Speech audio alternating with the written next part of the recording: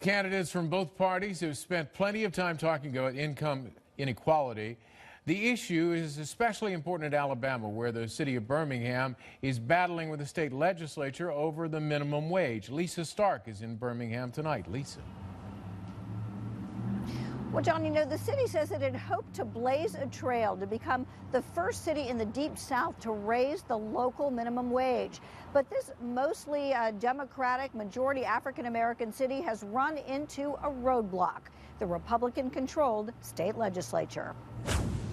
From a bird's eye view, Birmingham, Alabama is a gleaming, vibrant city, parts filled with lively restaurants, fountains, and parks. But 31% of families here live below the poverty level, according to the Census Bureau, double the national average.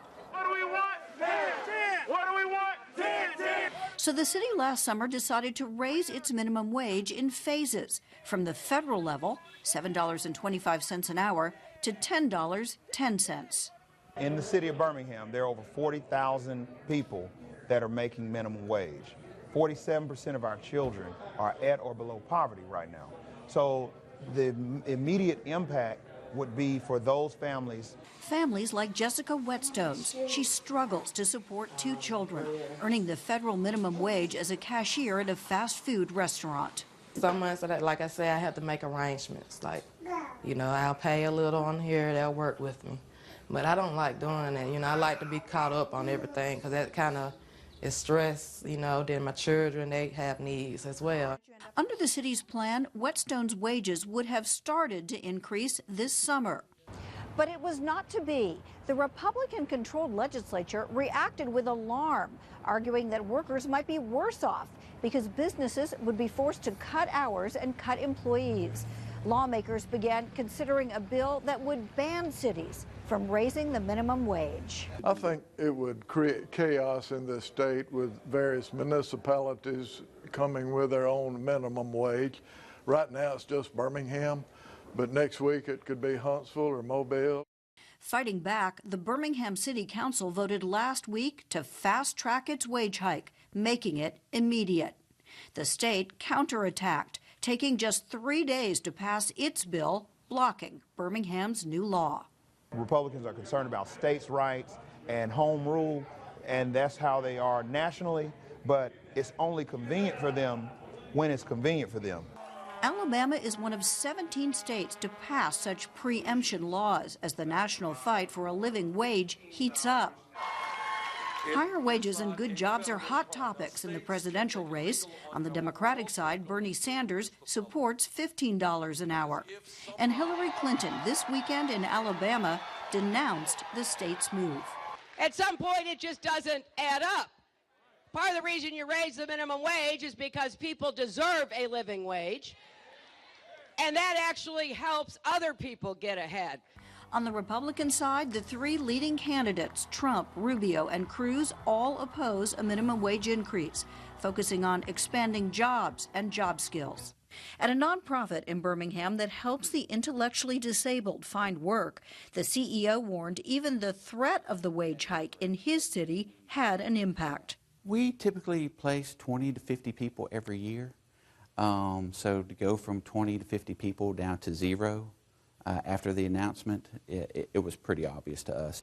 But at a local pub, the owner says he guarantees at least $10 an hour, reducing employee turnover and ultimately saving money. It's an investment you're making in your people. It is more expensive up front, but you make your money back in the long term. City council members say they're considering legal options, warning the fight has just begun, no matter who's in the State House or the White House. We are the richest country in the world, but we take care of our poor the less. How in the world can you be a president over the richest and the freest country in the world and don't take care of your poor people?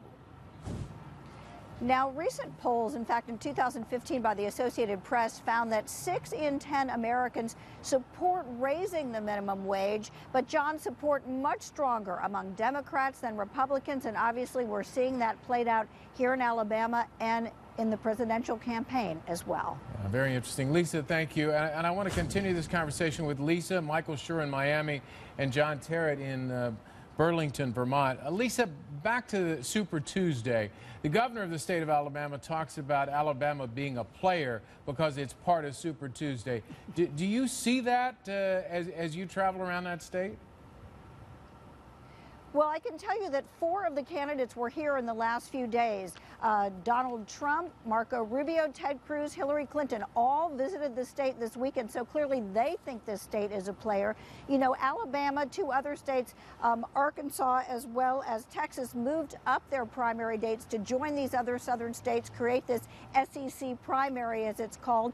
And I think it has made a difference. It shows that the southern states who sort of felt left out of the presidential elections in some ways because they held their primaries on so many different days, this has really put a lot of attention on the southern states and what they're going to do here in Alabama and elsewhere throughout the South. Yeah, I mean, Donald Trump talks about the thousands of people that come to his events, especially in Alabama.